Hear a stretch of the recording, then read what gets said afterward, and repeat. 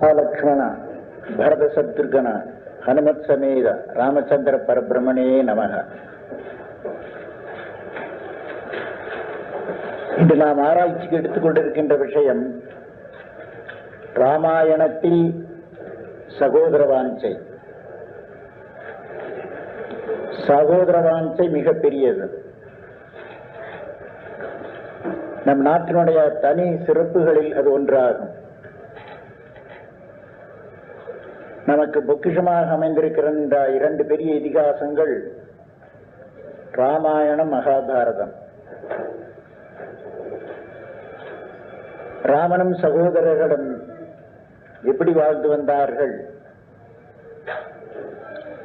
குருவம்சத்திலே இருந்த சகோதரர்கள் தாயாதிகள் எப்படி வாழ்ந்து வந்தார்கள், இரண்டையும் சீர்தூக்கி பார்த்தால் நலம் கேடு அவைகளை சரியாக அறிந்து கொள்வதற்கு நல்ல வாய்ப்பாக வந்து அமைகிறது. வாழ்க்கை பிரச்சனைகள் அத்தனையும் ராமாயண மகாபாரதத்தில் அடங்கியிருக்கின்றன. இன்றைக்கு ரஷ்யாவிலும் அமெரிக்காவிலும் இந்த இதிகாசங்கள் தனி கவனத்தை கவருகின்ற பாங்கில் பேராராய்ச்சிக்காரர்கள் இதை கருத்தரித்து வருகிறார்கள். இந்தியாவில் பிறந்துள்ள நாம் ராமாயண மகாபாரதம் கோட்பாடுகளை அறியாதிருப்போமானால் நாம் இந்தியர்கள் ஆக மாட்டோம். இந்திய பண்புகள் அத்தனைக்கும் இருப்பிடமாக இந்த இரண்டு இதிகாசங்கள் இலங்குகின்றன. அதில் சிறப்பாக ராமாயணத்தில் சகோதர வாஞ்சையை பற்றி நாம் இப்பொழுது ஆராய்வோம். 3 தலைமை பட்டணங்கள், அயோத்தியா, கிஷ்கிந்தை, லங்கா. லங்காபுரியில் ஆரம்பித்து அயோத்தியில் முடிப்போம். அயோத்தியில் 4 சகோதரர்கள், லங்காபுரியில் 3 சகோதரர்கள், கிஷ்கிந்தையில் 2 சகோதரர்கள். தெய்வ சம்பத்தை வடிவெடுத்தவர்கள் அயோத்தி சகோதரர்கள். அசுர சம்பத்துக்கு விளக்கமாக வந்து அமைகிறவர்கள் லங்காபுரி இருக்கிற மூவரில் 2 பேர். 2க்கும் இடைநிலையில் மனிதனுடைய நிலையில் அமர்வர்கள் ஆகின்றார்கள் கிஷ்கிந்தாபுரியில் இருக்கின்ற வாலி சுக்ரீவன். ராமாயணத்தில் அமைந்துள்ள மூர்த்திகள் எல்லோரும் தத்துவங்களுக்கு விளக்கங்களாக வந்து அமைகின்றார்கள். இந்த மூர்த்திகள் வாயிலாக பரதத்துவத்தை அறிந்து கொள்வது நமக்கு மிக சுலபமாகின்றது. லங்காபுரியில் இருக்கின்ற 3 சகோதரர்கள் ராவணன், கும்பகர்ணன், விபீஷணன் ஆகிய மூவரும் 3 குணங்களுடைய பிரதிநிதிகளாக வந்து அமைகின்றார்கள். ரஜோகுணமே வடிவெடுத்தவனாக ராவணன் இருக்கின்றான். தமோகுணமே வடிவெடுத்தவனாக கும்பகர்ணன் இருக்கின்றான். சத்வகுணம் வடிவெடுத்தவனாக விபீஷணன் இருக்கின்றான். இந்த 3 குணங்கள் மயமாக பிரபஞ்சம் முழுதும் அமைந்திருக்கின்றது. இந்த 3 குணங்களுடைய செயல்களை ஆராய்கின்ற இடத்து இயற்கையினுடைய நடைமுறைக்கு 3 குணங்கள் திறவுகோள்கள் ஆகின்றன. சத்துவகுணம் மனிதனை படிப்படியாக தெய்வத்தின்கள் எடுத்து செல்லக்கூடியதாக இருக்கின்றது. ரஜோகுணத்தில் நலம் அமையலாம், கீழமையலாம். நலம் அமைந்தாலும் தீவிரமாக போகும், கீழமைந்தாலும் தீவிரமாக போகும்.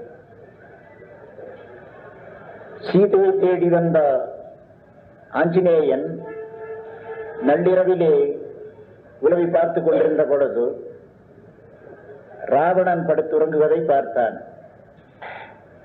உறக்கத்திலானாலும் சரி, விழிப்பு நிலையிலானாலும் சரி, மக்களை குறிப்பு அறிதலில் ஆஞ்சநேயன் நிபுணன். உறங்குகின்ற ராவணனை பார்த்தான். இவனிடத்து மட்டும் காமநோய் ஒன்று இல்லாதிருக்குமானால் இவனுக்கு நிகரான மனிதன் ஒருவனை உலகத்தில் எங்காவது காண முடியுமா? சரியாக மதிப்பு போடுகின்றான். காமநோய் வரம்பு கடந்த போக்கில் ராவணனிடம் இருந்தது. ரஜோகுணத்துடைய செயல் அத்தகையது. தமோ குணமயமாக இருக்கிறது பிரபஞ்சம். எங்குள்ள ஜடவஸ்து உயிர் வகைகள் தமோ குணம் நிறைந்தவர்களாக இருக்குமானால் பெரும்பாலும் உறக்கத்திலும் உண்டியிலுமே கருத்தை செலுத்துபவர்களாக இருப்பார்கள். உண்டுண்டு உறங்குவது அதை தவிர வேறு செயல் ஒன்றும் அறிய மாட்டார்கள். தமோகுணமயமாக இருக்கின்றவர்கள். அத்தகைய தமோகுணம் வடிவெடுத்தவன் கும்பகர்ணன். பல இடங்களை பார்த்த ஆஞ்சநேயன் விபீஷனுடைய குடும்பத்தை பார்த்தான். லங்காபுரியில் இது தப்பி பிறந்தது என்று மதிப்போடுகின்றான். பார்த்தவுடனே சத்துவகுணம் என்றைக்குமே தெய்வ சம்பத்து வாய்க்க பெற்றதாக இருக்கும். அசுரர்களுக்கிடையிலும் நல்லோர் தோன்றுவது சாத்தியம் என்பதற்கு விபீஷணன் சான்றாக இலங்குகின்றான். இந்த மூவரும் நெருங்கிய சகோதரர்களாக வாழ்ந்து வருகின்றார்கள். காமவெறி பிடித்திருந்த ராவணன் ஆங்காங்கு சென்று பெண்பாளரை கவர்ந்து தூக்கி கொண்டு வந்து அடிமைகளாக வைத்திருப்பது அவனுடைய சர்வசாதாரணமான செயலாக இருக்கிறது. சூர்பனகையிடமிருந்து சீதையினுடைய அழகை பற்றி கேள்விப்பட்டான்.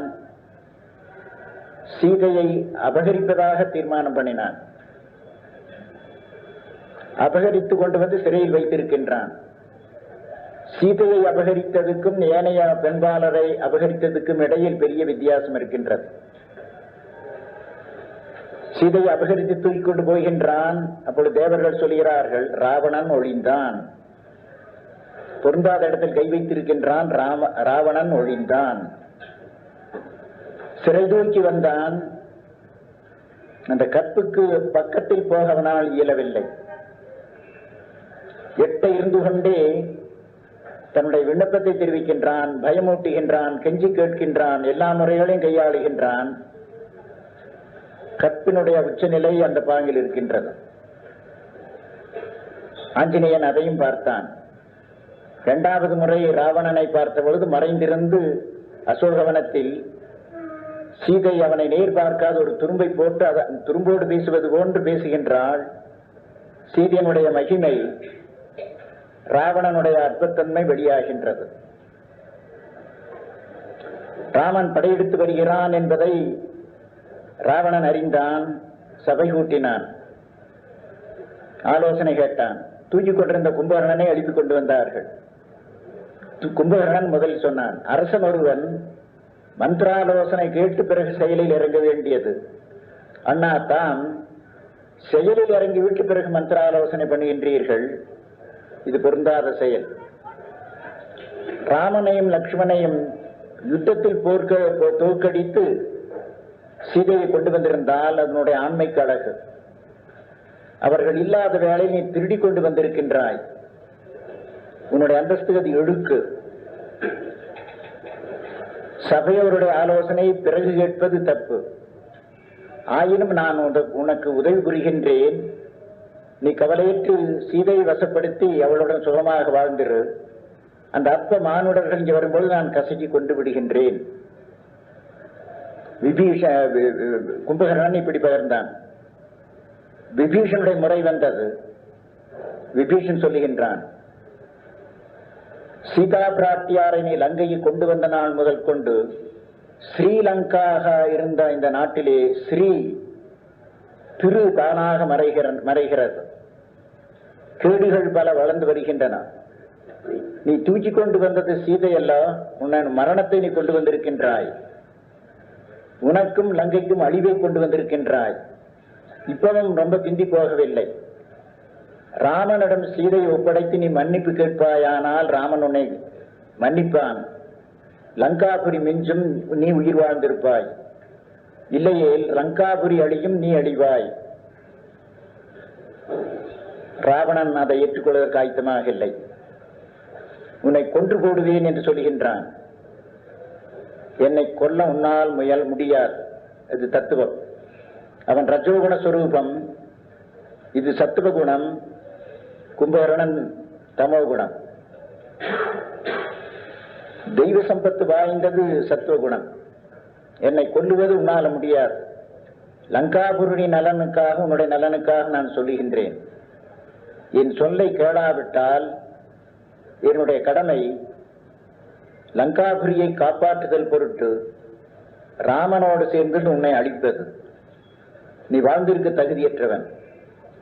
முதல்ல கெஞ்சி கேட்டான், காலில் விழுந்து கேட்டான், இது பொருந்தாத செயலை செய்திருக்கின்றாய், உன்னுடைய கருத்தை மாற்றிக்கொள் என்று. ராவணன் இசையவில்லை. கெஞ்சி கேட்டவன் பிறகு நேர்மையில் நடப்பதனால் அவனுக்கு அலாதியான திட்பம் வருகின்றது. சபதம் கூறுகின்றான், என்னை கொல்ல உன்னால் இயலாது. லங்காபுரியின் நலத்தை பொருட்டு ராமனுடன் சேர்வேன், உன்னை அழிப்பதற்கான வழியை சொல்லிக் கொடுப்பேன். லங்காபுரியாவது மிஞ்சுமானால் அது நமக்கு நலனாகின்றது. இல்லையே, லங்காபுரி அழிந்து போகும், நீ அழிந்து போவாய். ராவணன் இசைந்தவன் அல்ல. அப்ப சகோதர வாஞ்சையை லங்காபுரியில் வைத்து ஆராய்கின்ற பொழுது தமோ குணமும் ரஜோகுணமும் ஒன்றை ஒன்று அனுசரித்து போகின்றன. சத்வகுணம் அலாதியாக தெய்வ சம்பத்து வாய்ந்தது. கீழ்மைக்கு ஒரு நாளும் அது இறங்காது. கீழ்மைக்கு அது இறங்காததற்கு சான்றாக விபீஷணன் தமையனார் இருவரோடு சேர கிடையாது. நாட்டின் நலத்துக்காக உங்களோடு நான் பிரிந்து போகின்றேன், லங்காபுரி மிஞ்சினால் அவ்வளவு தூரம் நமக்கு க்ஷேமம் என்று சொல்லி ராமனிடம் சரணாகதி அடைய புறப்படுகின்றான். சகோதர வாஞ்சை இந்த பாங்கில் இருக்கின்றது லங்காபுரியில். அடுத்தபடி கிஷ்கிந்தை எடுத்துக் கொள்ளுவோமானால், வாலியும் சுக்ரீவனும் அந்யோன்ய சகோதர வாஞ்சை படைக்க பெற்றவர்களாக வாழ்ந்து வந்தார்கள். மாயாவி என்கின்ற ஒரு அசுரன் கிஷ்கிந்தையின் மீது போருக்கு வந்தான். அரைகூவி போருக்கு அழைத்தான். அண்ணன் தம்பி ஆகிய இருவரும் மாயாவையோடு போர் புரிய உடனே புறப்பட்டு போனார்கள். விரைந்து ஓடினான். துரத்தி கொண்டு போனார்கள். ஒரு குகையினுள்ளே நுழைந்தான். வாலி தம்பி சுக்ரீவனை வாயில் இருக்கும்படி சொல்லிவிட்டு குகைக்குள்ளே நுழைந்தான். வருஷம் 1 ஆனது, ஒரு செய்தியும் தெரியவில்லை.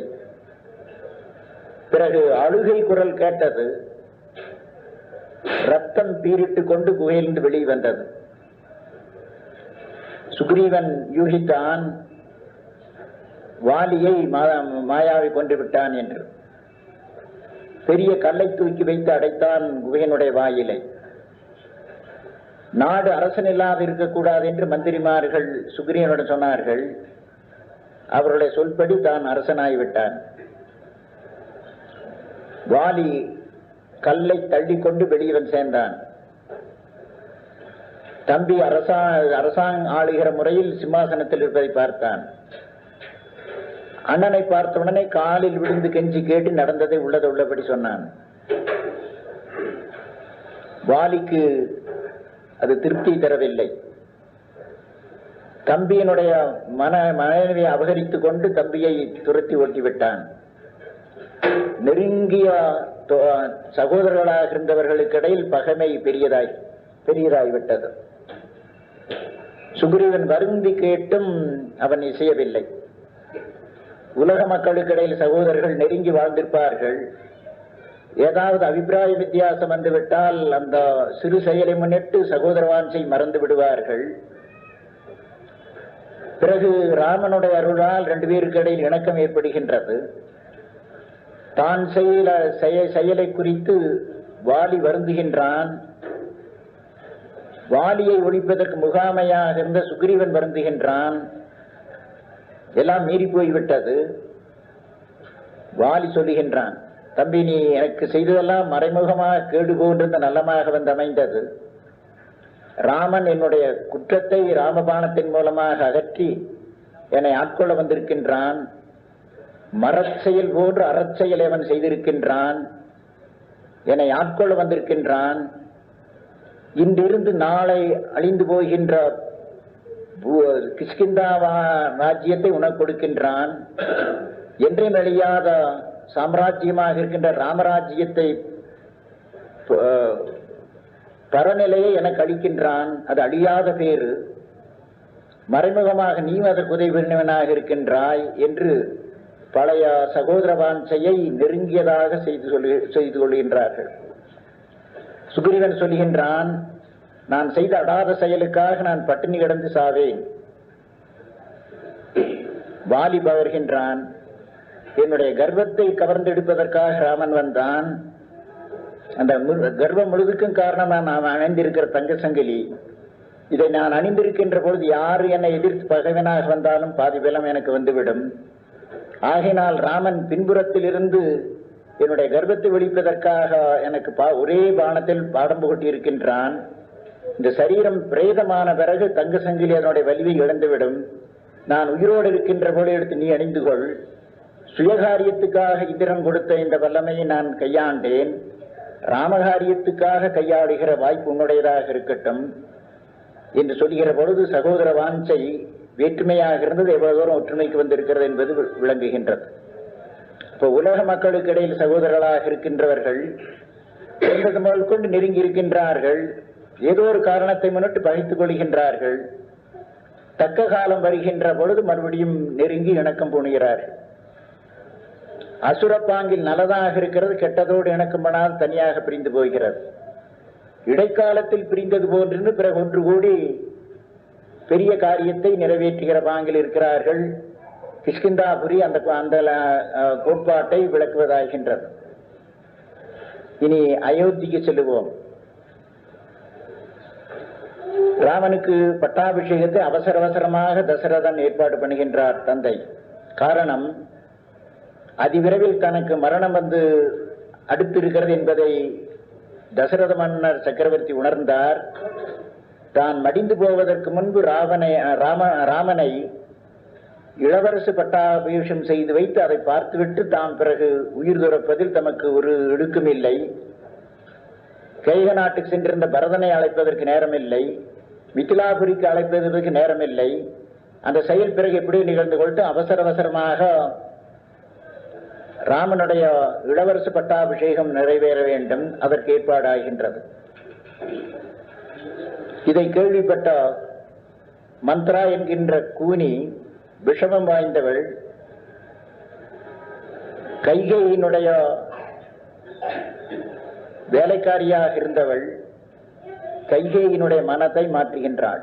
கைகேயி தன்னுடைய செல்வனாகிய பரதனை நேசித்ததை விட ராமனை அதிக நேசித்திருக்கின்றாள். ராமன் மீது அவ்வளவு பற்று. 3 மனைமார்களுக்கிடையில் அபிப்பிராய வித்தியாசம் இல்லாத ஒற்றுமையாக வாழ்ந்து வருகிறார்கள். கூனி துர்போதனை பண்ணி கைகையினுடைய மனதை மாற்றிவிடுகின்றாள்.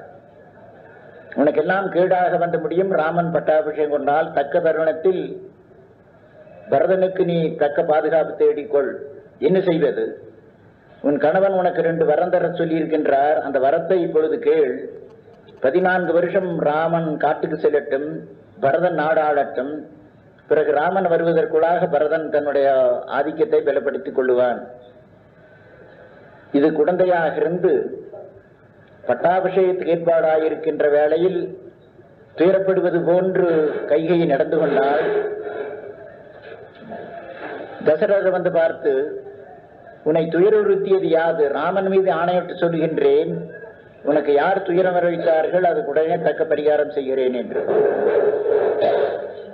கைகை அந்த ராமனுக்கே உலை வைக்கின்றாள். இப்பொழுது இன்றைக்கே ராமன் 14 வருஷம் தண்டகாரண்யத்துக்கு தபவேடம் பூந்து செல்ல வேண்டும். இந்த ஏற்பாட்டை வைத்துக் கொண்டே என்னுடைய மகன் பரதனை வரவழைத்து அவனுக்கு பட்டாபிஷேகம் செய்து வைக்க வேண்டும். தசரதர் கெஞ்சி கேட்கின்றார், ராமன் பிரிந்தால் என்னுடைய உயிர் போய்விடும். பிடிவாதமாக கேட்கின்றார். ராமனை வரவழைத்து கையை சொல்லுகின்றார், தந்தையனுடைய ஆணை, இப்பொழுதே நீ காட்டுக்கு போக வேண்டியது. தாயே, தாய் தந்தை 2க்கு நான் வித்தியாசம் பாராட்டுவன் அல்ல. தாங்கள் ஆணையிடலாம், இதே இப்பொழுதே நான் செல்ல ஆயத்தமாக இருக்கின்றேன். அந்த மனப்பான்மையோடு ராமன் அன்றைக்கே கிளம்பி வெளியில் போகின்றான். ராமனை பிரிந்திருக்க மாட்டேன் என்று லட்சுமணன் சொல்லுகின்றான், சீதை சொல்லுகின்றாள். மூவருமாக வனத்துக்கு போகிறார்கள். வனத்துக்கு ராமன் போனான். ராமன் போனவன் திரும்பி வருவதில்லை என்று சுமித்திரனவன் சொன்ன பொழுது தசரத மன்னன் உயிர் விடுகின்றான். உன்னை மறந்தால் உயிர் துறப்பேன் என்று ஆழ்வார் அவர் சொன்னார்.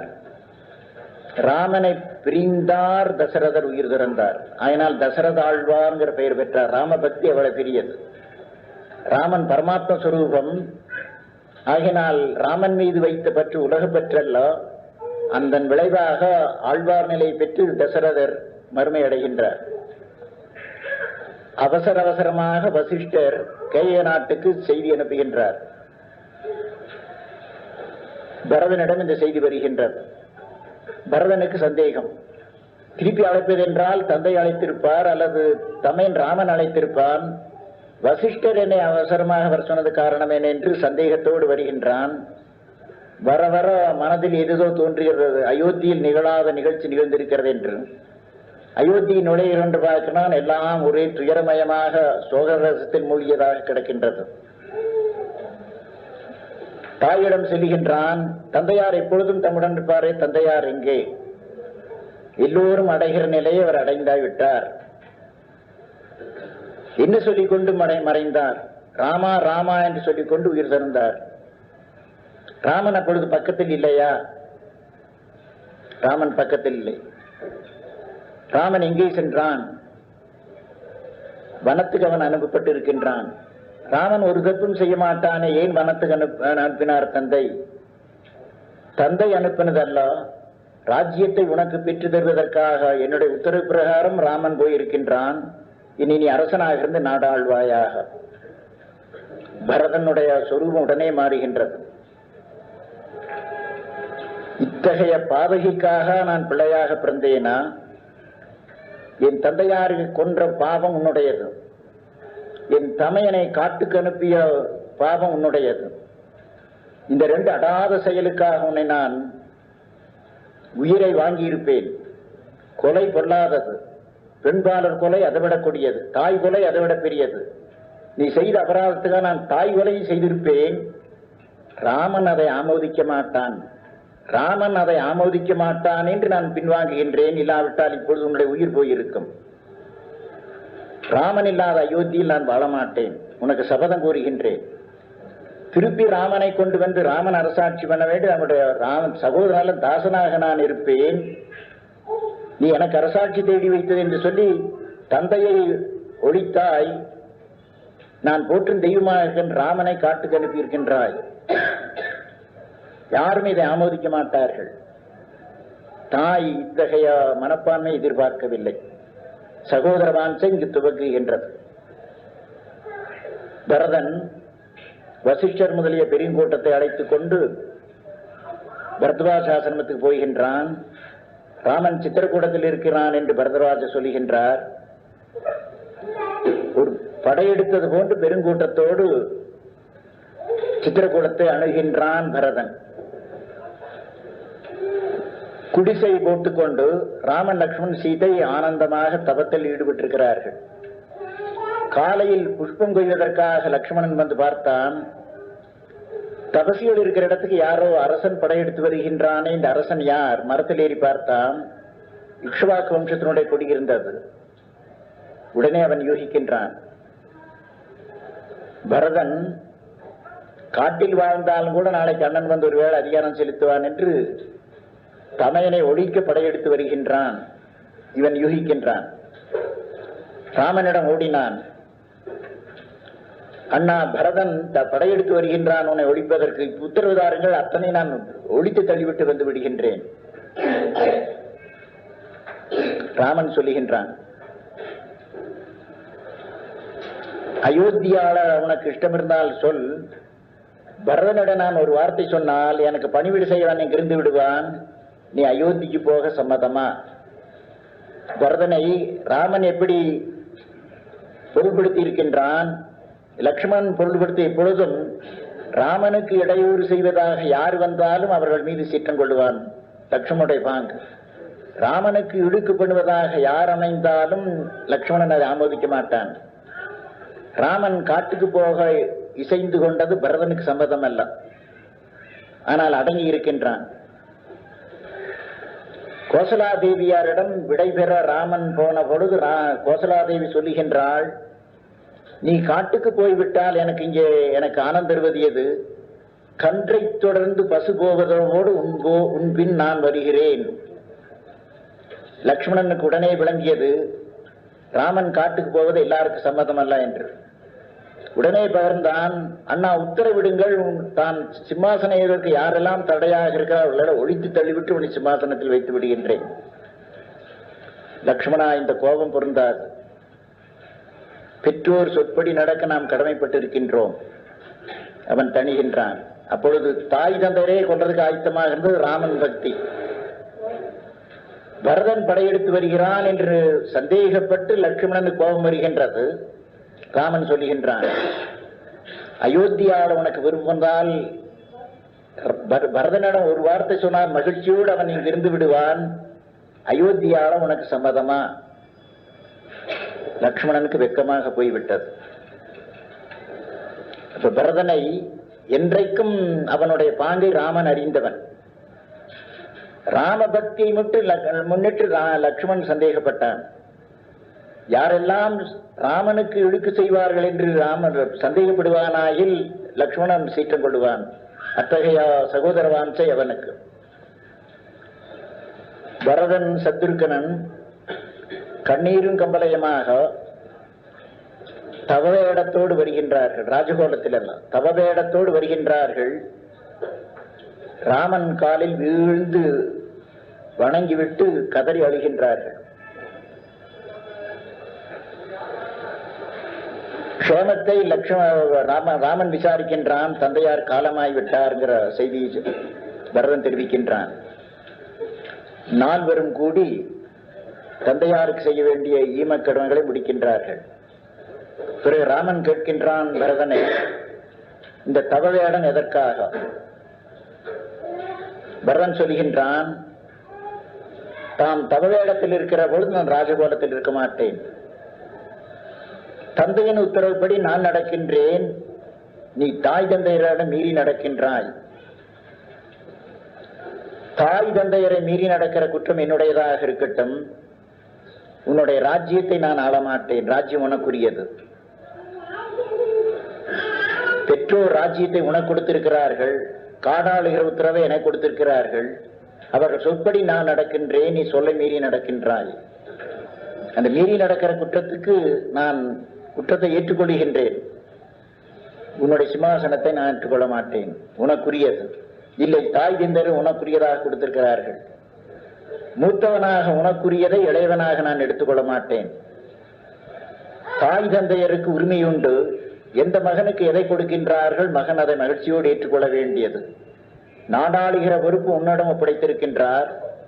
காட்டில் தவம் புரிகின்ற பொறுப்பை என்னிடம் ஒப்படைத்திருக்கின்றார். எனக்கு கொடுத்த உத்தரவை நான் நிறைவேற்றுகின்றேன். நீ மீறி நடக்கின்றாய். இக்ஷ்வாகு வம்சத்தினுடைய ஐதீகத்தை அவர்கள் மாறிப்போய் இருக்கிறார்கள். ஐதீகத்தை எப்பொழுது வேண்டுமென்றாலும் மாற்றலாம். இது நமக்கு பாடம். ஐதீகத்தை எப்பொழுது வேண்டுமென்றாலும் மாற்றலாம். ஐதீகம் என்பது ட்ரெடிஷன். ஐதீகத்தை எப்ப வேண்டுமென்றாலும் மாற்றலாம். அவர்கள் செய்த படையை நான் ஏற்றுக்கொள்ள மாட்டேன். தாய் தந்தையர் மீது குற்றம் காண்பது புதல்வர்களுடைய போக்கல்ல. அவர்கள் எது சொன்னாலும் வேதவாக்க எடுத்துக்கொண்டு பின்பற்ற வேண்டும். எது சொன்னாலும் பின்பற்ற வேண்டும் என்று தாம் சொல்லுகின்றீர். களவாடும்படி உத்தரவிட்டால் தாய் தந்தை சொல்படி நடப்பதா? அத்தகைய உத்தரவை விடமாட்டார்கள். அத்தகைய அடாத செயலை சொன்னால் அதை பின்பற்ற வேண்டியதில்லை. உனக்குரிய ராஜ்யத்தை களவாடும்படி எனக்கு தாய் தந்தை உத்தரவிட்ட ராஜ்யம் உனக்குரியது. களவாடுகிற முறையில் நான் அதை எடுத்துக்கொள்ள வேண்டும் என்று எனக்கு உத்தரவு வந்திருக்கிறது. ஆகினால் அது பிசகு, நான் அதை ஏற்றுக்கொள்ள மாட்டேன். இப்படி அண்ணன் தம்பிக்கிடையில் விவாதம் நடைபெறுகிறது. பூமியை சொத்தை பிரித்து கொடுக்கிற போது சற்று ஏறத்தாழ இருந்தால் எனக்குரியது அவனுக்குரியதில் என்று சுப்ரீம் கோர்ட் வரையில் நம்மவர்கள் போராடுவார்கள். இங்கு அண்ணன் தம்பி 2 பேர் போராடுகிறார்கள். ராஜ்யம் உன்னவனுக்கு கொடுத்தார், எனக்கு வேண்டாம். உன்னுடைய ராஜ்யத்தை நான் ஏற்றுக்கொள்ள மாட்டேன். எனக்கு பொருள் வேண்டும் என்று போராடுவது உலகத்தினுடைய போக்கு. பொருள் எனக்கு வேண்டாம், உனக்குடையது என்று வைத்துக் கொள் என்று தியாகமூர்த்திகளாக இவர்கள் போராடுகின்றார்கள். குடிமக்கள் எல்லாம் ஒன்று கூடி வந்து முறையிடுகின்றார்கள். மக்களாக நாங்கள் எல்லோரும் உன்னை இளவரசனாக்க வேண்டும் என்று மன்னனிடம் வேண்டிக் கொண்டோம். இளவரசனாக்குவதற்கு தசரதர் உடனே ஏற்பாடு செய்தார். இப்பொழுது மக்கள் எல்லோரும் ஒன்று கூடி கைகை உட்பட எல்லாரும் நீ நாட்டுக்கு வருவது சம்மதம் என்று சொல்லுகிறார்கள். நீ வர மறுக்கின்றாய், பொறுப்பை புறக்கணித்தவனாகின்றாய், நாடாளுகிற பொறுப்பை புறக்கணித்து விட்டு சுகஜீவனமாக வனத்தில் வாழ்ந்தவன் வந்திருக்கின்றாய். இது பொருந்தாது. பொது கடமையை புறக்கணிக்கின்றாய். பொதுமக்கள் இப்படி வேண்டுகிறார்கள். கடமையை நான் புறக்கணித்தவன் அல்ல, நாடாளுகின்ற பொறுப்பை நான் செய்வதை விட பரதன் நன்றாக செய்வான், அது எனக்கு தெரியும். அதைவிட பெரிய பணி ஒன்று எனக்கு விடப்பட்டிருக்கிறது, அதை நான் நிறைவேற்றியாக வேண்டும். ஆகினால் கடமையை நான் புறக்கணித்து வந்தவன் அல்ல, அதற்கேற்ற ஏற்பாடு இருப்பதனால் நான் வெளியில் வந்திருக்கின்றேன். நீ வாராவிட்டால் நாங்கள் இங்கே பட்டினி கிடந்து சாவோம் என்று எல்லாரும் தீர்மானிக்கிறார்கள். சத்தியாகிரகம் பண்ணுவது அன்றைக்கே புதுசா வந்ததல்ல. ராமன் அதை ஆமோதிக்கவில்லை. இது கோழைத்தனம். தர்மம் எது என்று தெரிந்து அதை பின்பற்றுவது. இதற்கு நான் இசைய மாட்டேன். பிறகு ராமன் சொல்லுகின்றான், சூரியன் தன்னுடைய பிரகாசத்தை இழந்துவிடலாம். சூரியன் அரசர்கள் இவர்கள். சூரியன் தன்னுடைய பிரகாசத்தை இழந்து விடலாம். ஹிமாச்சலம் ஹிமம் பனியற்றதாக மாறிவிடலாம். சமுத்திரம் ஜலமற்றதாக போய்விடலாம். 14 வருஷ காலம் வனவாசம் செய்வேன் என்று தந்தைக்கு கொடுத்த வாக்கை விட்டு நான் பிசக மாட்டேன். அதை நிறைவேற்றியே தீருவேன்.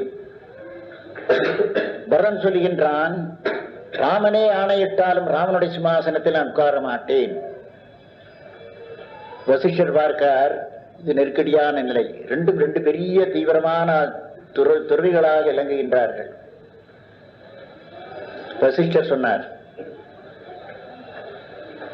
ராமன் எடுத்துக்கொண்ட சத்திய சங்கல்பப்படி ராமன் காட்டில் இருக்கட்டும். ராமனுடைய சிம்மாசனத்தில் பரதன் அமர வேண்டிய அவசியமில்லை. ராமனுடைய பிரதிநிதியாக பரதன் 14 வருஷம் நாடாளட்டும். பெற்றோர்களுடைய நிபந்தனை நிறைவேறுகிறது, பரதனுடைய எண்ணமும் நிறைவேறுகிறது, எல்லாம் ஒழுங்காக நடைபெறுகிறது. ராமனுக்கு அது சம்மதம். பரதன் அப்போ சொல்லுகின்றான், அண்ணா தம் ஆணையிட்டால் தம்முடைய தொண்டனாக தாசனாக இருந்து கொண்டு பிரதிநிதியாக நான் இந்த தவவேடத்தில் இருந்து கொண்டு தாம் புரிகிற தவத்தை நானும் புரிவேன்.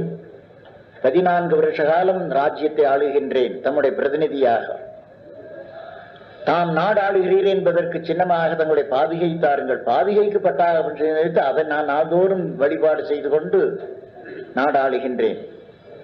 14 வருஷம் தாண்டி அடுத்த நாள் மத்தியானம் 12 மணிக்குள்ளாக தாங்கள் அயோத்தியை திரும்பி வராவிட்டால் பரதனை இந்த சரீரத்தோடு காண மாட்டீர்கள். ராமன் வாக்கு கொடுக்கின்றான், குறிப்பிட்ட நாளில் வந்து சேருகின்றேன். பரதா, உன்னிடத்தில் ஒரு வேண்டுகோள். வேண்டுகோள் அல்ல, தாங்கள் ஆணையிடுவது, அந்த ஆணை பிரகாரம் நடப்பது என்னுடைய கடமை. ராமன் சொல்லுகின்றான், உன் தாயை எந்த காரணத்தை முன்னிட்டு நீ நொந்து கொள்ளக்கூடாது. இது உன்னிடத்தில் வேண்டுகோள். உன் தாயை எந்த காரணத்தை முன்னிட்டு நீ நொந்து கொள்ளக்கூடாது. பரதன் மௌனமாக இருக்கிறான். இது ராமனுக்கு சாத்தியம், எனக்கு சாத்தியம் அல்ல. ராமனுக்கு இவ்வளவு பெரிய தீங்கு செய்த என் தாயை அந்த தாய் பாசத்தோடு இனி என்னால பார்க்க முடியாது. ராமனுக்கு இது சாத்தியம், எனக்கு மௌனமாக இருந்து விடுகின்றான். பிறகு பாதிகையை வாங்கி கொண்டு சீதாராமனை பலம் வந்து லக்ஷ்மணன் பிறகு மூத்த பரதனை காலில் விழுந்து கும்பிடுகின்றான்.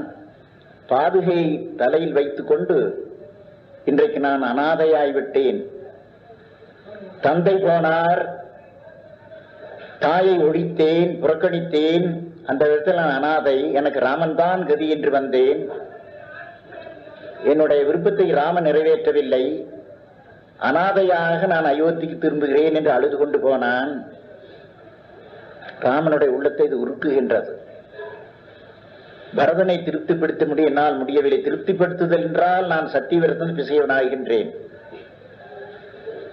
சகோதர வாஞ்சை பரதன் ராமனிடத்து வைத்திருக்கிற அன்பு தெய்வீக பற்று. கருணையை வடிவெடுத்தவனாக ராமன் பார்க்கின்றான். பரதனை திருப்திப்படுத்த என்னால் முடியவில்லை.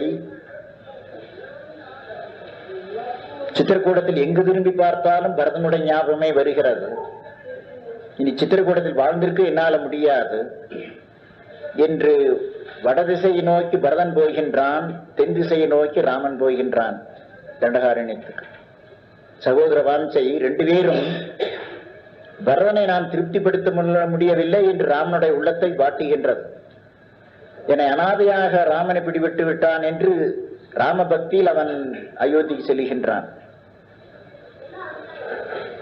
பிறகு தண்டகாரண்யத்தில் ரிஷிகள் காத்திருக்கின்றார்கள். கைகேயி செய்த குற்றத்தை முன்னிட்டு அயோத்தி முழுதும் அவளை நிராகரிக்கிறது. கைகேயிக்கு நன்றி செலுத்துகிறார்கள் ரிஷிகள். அந்த அம்மா செய்த பெரிய காரியத்துக்கு நன்றி உடைகளாக இருக்கின்றோம். தேகவியோகமாவதற்கு தருணத்தில் இருந்து சில ரிஷிகள் கொஞ்ச காலம் தாக்குப்பிடி தேகத்தை வைத்திருக்கிறார்கள். இந்த ஸ்தூல சரீரத்தோடு ராமனை பார்த்துவிட்டு தேகவியோகமாக வேண்டும் என்று ஆவலோடு ராமனுடைய வருகை எதிர்பார்த்திருக்கின்றார்கள். 10 வருஷ காலம் ராமன் வெவ்வேறு ஆசிரமங்களில் மாறி மாறி முறை வைத்துக் கொண்டிருக்கிறது. ரிஷிகளுக்கு அது பெரிய அருள் விருந்து. ராமன் லட்சுமணன் சீதை வந்து வீழ்ந்து ரிஷிகள் காலில் விழுந்து வணங்குவார். எடுத்து வாரி தழுவிக் கொள்வார்கள். தழுவிக்கொண்ட ஒவ்வொருவருக்கும் பிரம்மஞானம் பூர்த்தியாகின்றது. அது ராமனுக்கு தெரியும், ரிஷிகளுக்கு தெரியும். அப்படி ராமன் வழங்கிய அருள் விருந்து வேறு யாருக்கும் தெரியாது. அது ராமாயணத்தை வர்ணித்த கதாநாயகர்களும் அந்த பகுதியை தொட கிடையாது. அது வர்ணனை கெட்டாத பெரிய நிலை. 10 வருஷ காலம் ரிஷிகளுக்கு பெரிய அருள் விருந்து. ரிஷிகளுக்கிடையில் அகஸ்திய முனிவர் தம்முடைய தபத்தின் விளைவாக பயங்கரமான சில ஆயுதங்களை பெற்றார். இந்த ஆயுதத்துக்கு தகுதி வாய்ந்த பாத்திரத்தை எடுத்து ஒப்படைக்காத நான் சரீரத்தை விட முடியாது. இதுக்கேற்ற பாத்திரம் யாது என்று ஆவலோடு அகஸ்தியர் காத்திருக்கின்றார். ராமன் வந்தான், ராமனை பார்த்தார். அகஸ்தியருக்கு பெரிய திருப்தி. இந்த ஆயுதத்தை தக்க இடத்தில் ஒப்படைக்கான மூர்த்தி வந்துவிட்டது என்று வீழ்ந்து வணங்குதல். பிறகு அருள்துறையில் இணக்கங்கொடுதல். அகஸ்தியர் ராமனுக்கு உத்தரவிட்டார். பஞ்சவடியில் சென்று பர்ணசாலை வைத்துக் கொண்டு இந்த ஆயுதங்களை வைத்துக் கொண்டு அங்கு வாழ்ந்திருப்பாயாக எஞ்சி இருக்கின்ற சில வருஷங்களை.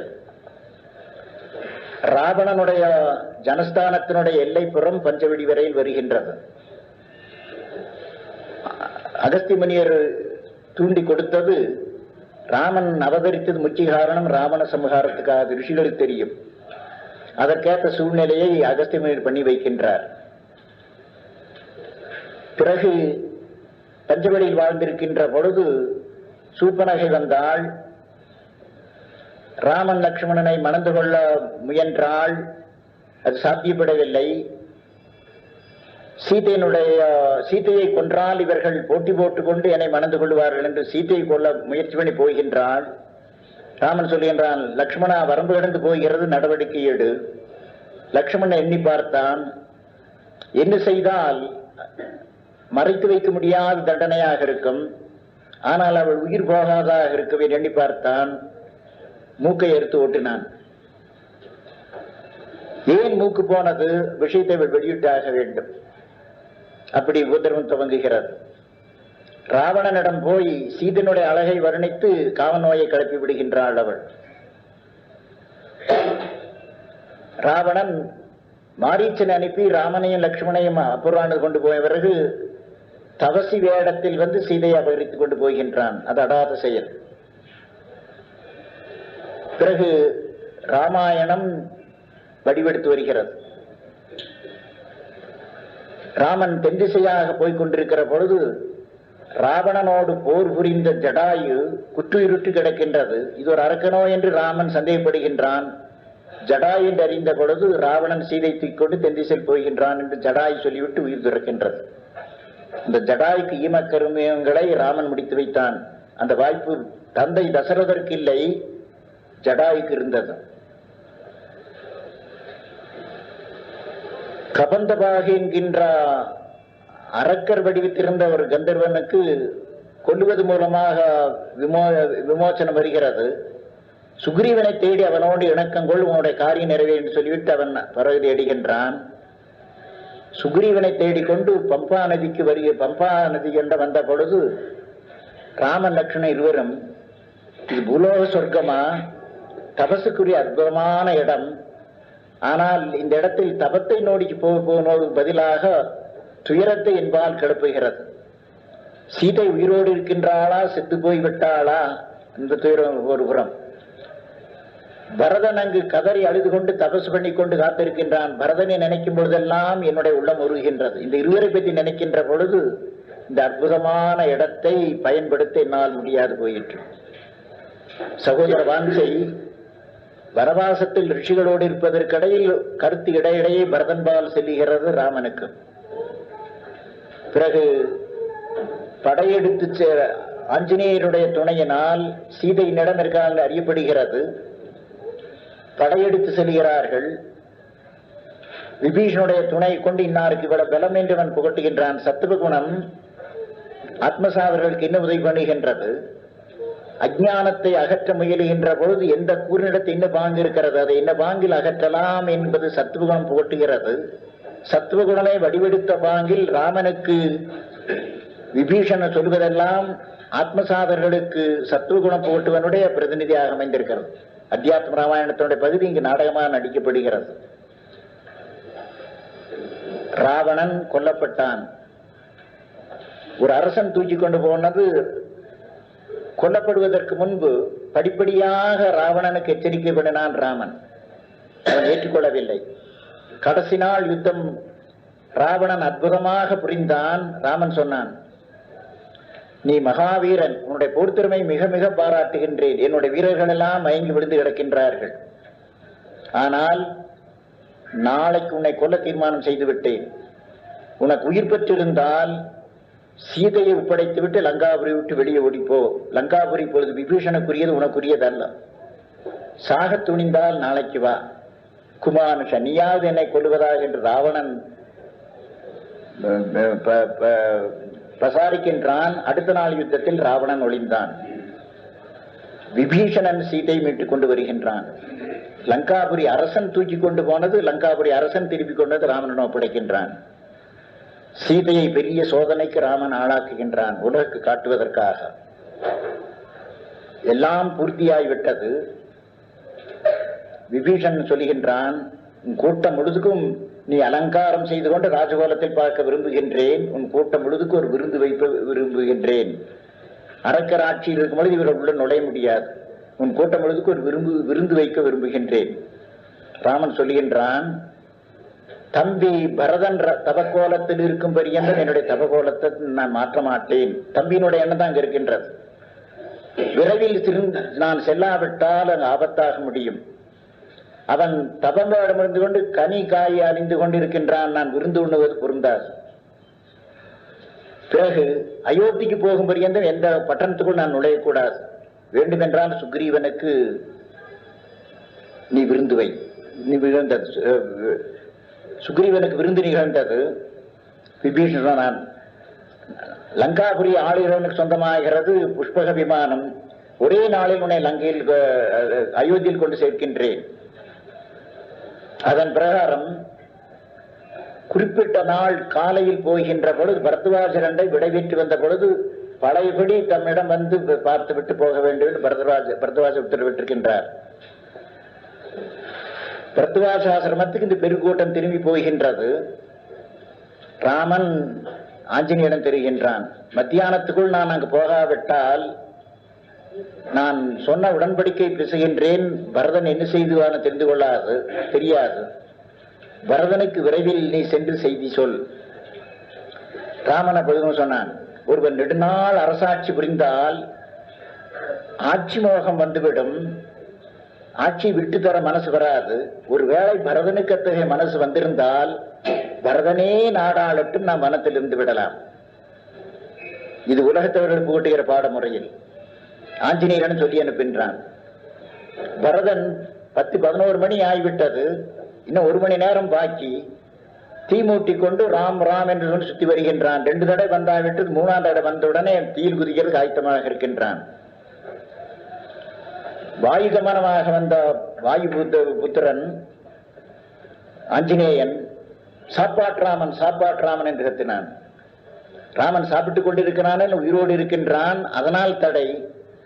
அது பெருவுண்டிக்காரனுக்கு இப்ப சாப்பாட்ராமன் பேர் வந்து விட்டது. தலை தூக்கி பார்க்கின்றான், ஆஞ்சநேயர் கீழே இறங்குகின்றார்.